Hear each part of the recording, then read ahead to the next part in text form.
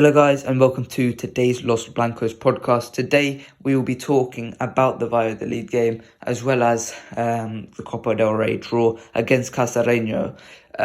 But today it is a solo podcast, just me today. So let's get into today's podcast. Okay, so on Friday night we played Valladolid away, and it was a tough match to say the least. We had a struggle in that match, and it looked like we lacked something in terms of creating chances in this game. And let's start with the obvious place to start, which is Karim Benzema. He came back in this match, and obviously all Real Madrid fans were excited. He hasn't really been featuring prominently so far this season due to injury, and he obviously missed the World Cup due to injury as well. So he had a whole month to get back to full fitness and be ready for Real Madrid's season ahead. And it looked like it just wasn't going his way at some point in this match. And with the first chance with the open goal miss, it looked like he was lacking sharpness. He was not looking good in front of goal, and he was struggling. So for me, I think that was it wasn't promising. However, he did come back and he did score 2 goals towards the end of the match, and that was very, very good by him.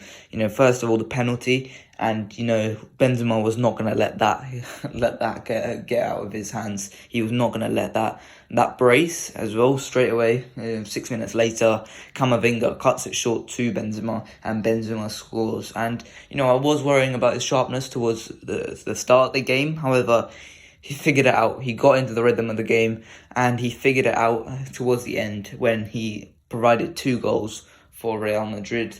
We got to talk about some of the midfield. Obviously, it wasn't the midfield that we normally have. However, Modric was not playing, and I think it was so obvious Modric wasn't playing because we did struggle to get the final ball in this match. Dani Ceballos, I think, had a good game. So did Toni Kroos, but it felt like there wasn't the final ball without Modric, and I think that may be due to the lack of sharpness within these two players that obviously didn't go to the World Cup.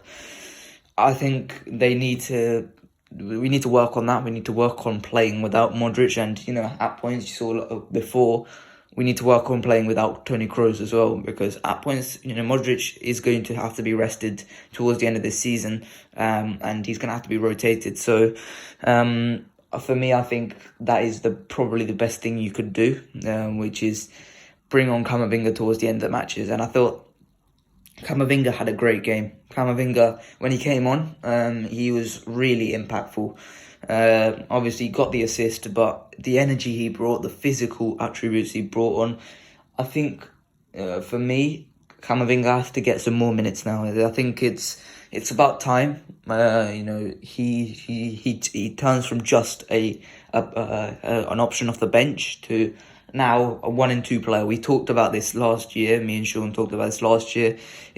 We said he should be a 1 and 3 player, 1 start in 3 games player. That's the type of player we expected him to be when he wasn't starting last season.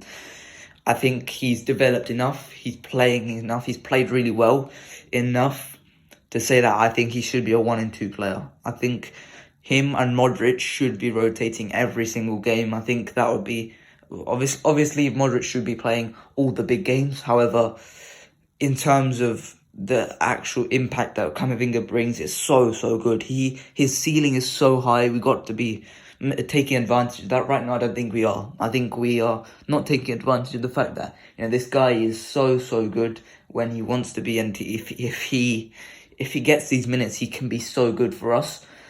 We're not taking advantage of it, however. So for me, I think that has to be one thing we have to be wary of, and that has to be one thing we have to take advantage of. Camavinga has to play a lot of minutes now. From now until the end of the season, I expect Camavinga to play 1 and 2 games, in my opinion. Whether that is instead of Modric or whether it is instead of Kroos, I'm not sure, but we've got to take advantage of that. One quick thing on Toni Kroos.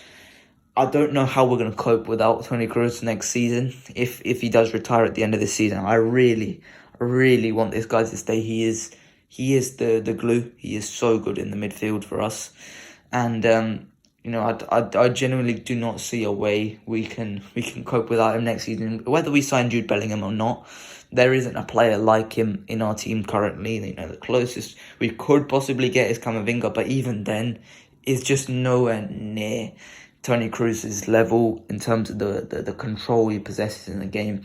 He's got to sign that contract. And Florentino Perez has to do everything from now until the end of the season to try and get him to sign a 1-year extension, because he is so good and he has continued to be so good this season. For me, he's been top 3 best players in our team, and he should be starting for another year beyond this year. I think he's good enough to do that. And we've got to make sure to do everything. We've got to do everything to get that man to sign a 1-year extension. So let's hope Toni Kroos can sign a 1 year beyond this. Let's talk about the goalkeeper, Thibaut Courtois. And coming into this match, he had only kept 1 clean sheet in La Liga. I think he had to work hard. He had to really work hard, and the defense looked really unstable once again. He made so many big saves in this match, and it's telling that Courtois has to be at his best in a game like this. Realistically, Courtois shouldn't have to be at his absolute best to keep a clean sheet in a game like this. But that's been the situation all season. If Courtois wants a clean sheet, he has to be at his best, and at times he hasn't been at his optimum this season. So therefore, it is a bit worrying, in my opinion, what is happening with this defence. But with Courtois, he looks sharp. He looks very good. He made obviously big mistakes in that Morocco game, which obviously got Belgium knocked out. But he looks really ready. He looks really sharp in goal for us. And that's going to be so key, especially in that Liverpool game, because you know how Liverpool will get chances. Nunez will get chances. And towards the end of the season, Thibaut Courtois is going to have to be so key for us, because our defence looks very, very open at the moment. It looks concedes so many chances. This is, a lot the opposite to Barcelona at this current moment. Barcelona do not concede many chances at all, and when Barcelona do concede the odd chance, Ter Stegen normally saves it.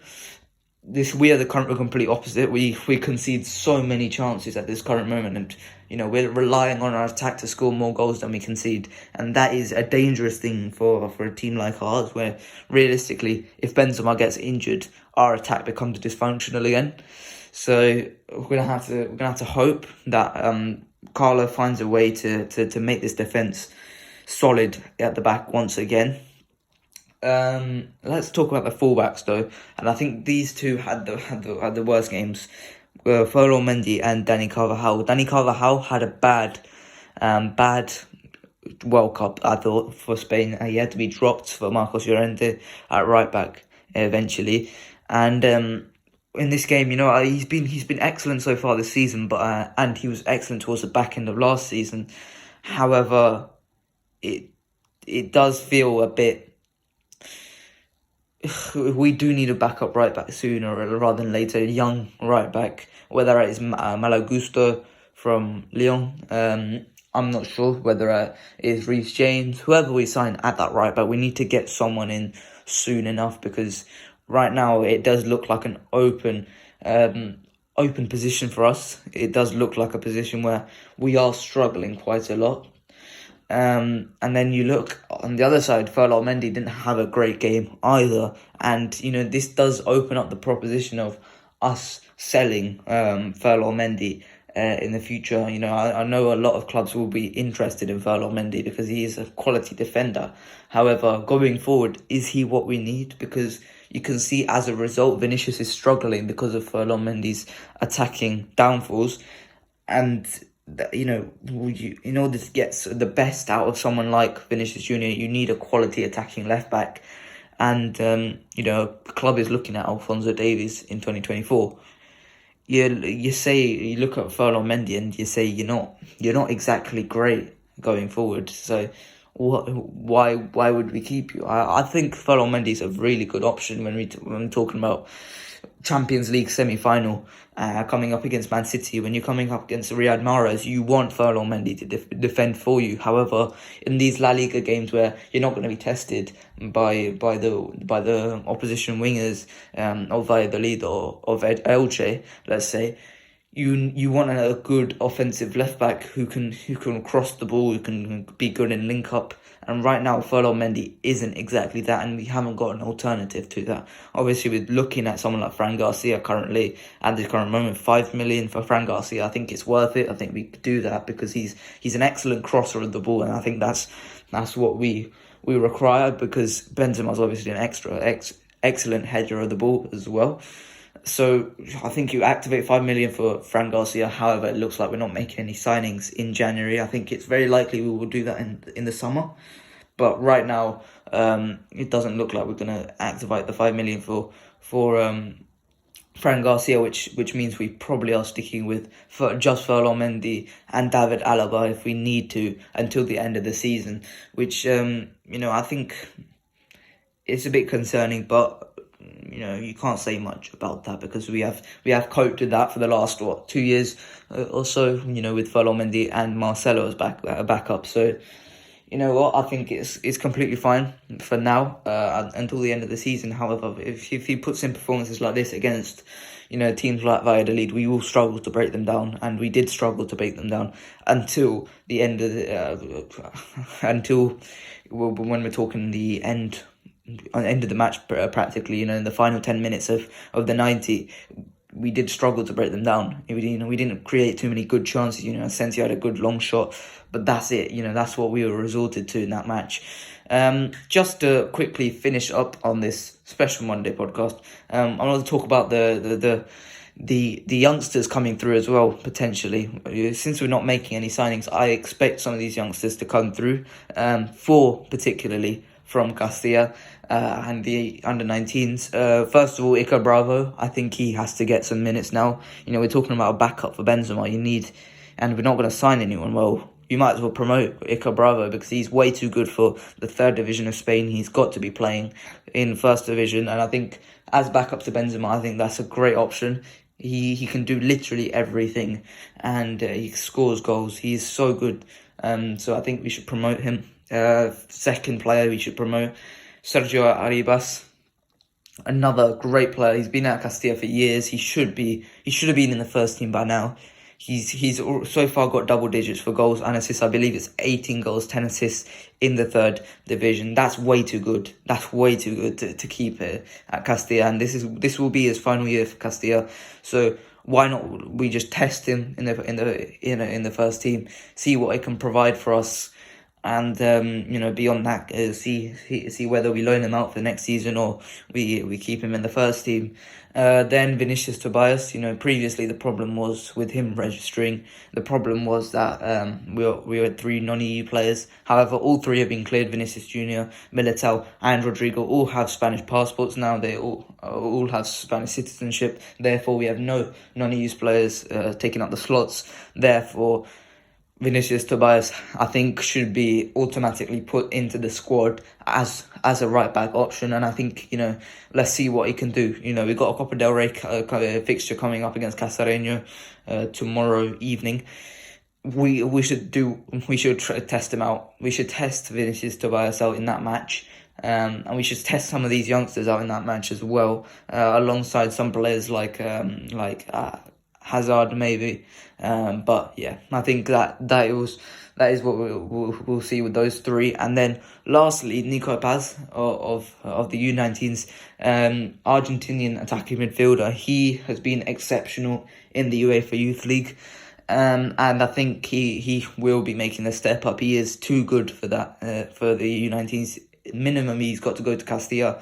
I think he can make the jump up straight to the first team. Though he is the most talented player in our youth setup, in my opinion. His ceiling looks fantastic. He's so technically good. He's quick. He's versatile. I think he's got to be promoted and played in the next game against Casareño. And if I do my quick lineup for that game, I think goalkeeper Andrew Lunin, in goal. Right back, Vinicius Tobias should play that match. Centre backs should be Nacho and Rudiger.